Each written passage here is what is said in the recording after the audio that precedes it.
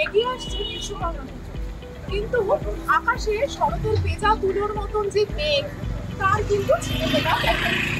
এই মেঘলা আকাশ কখনো আবার রোদ, কিন্তু শরতের যে আমেজ, তা কিন্তু এখনো বঙ্গবাসী সেভাবে উপভোগ করতে পারেনি।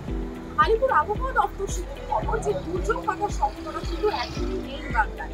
অর্থাৎ যে নিম্নচাপ গভীর নিম্নচাপে পরিণত হয়েছে, তার জেরে কিন্তু বৃষ্টিপাত এখনো চলবে বাংলায়। জানাবো আজকের দিনভর আবহাওয়া কেমন। বৃহস্পতিবার সকাল থেকে আকাশে মেঘ হয়, পূর্বাভাস বলছে বিক্ষিপ্তভাবে ভারী বৃষ্টি চলবে রাজ্যে। উপকূল সহ সংলগ্ন জেলাগুলিতে ভারী বৃষ্টির সম্ভাবনা রয়েছে।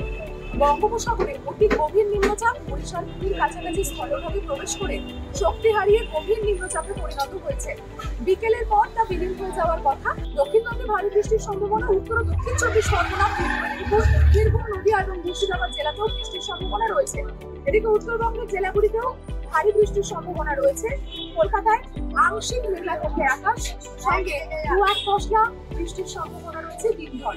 এরকম আরো খবরের আপডেট পেতে চোখ রাখুন ইন্টারজি বাংলার পর্দায়।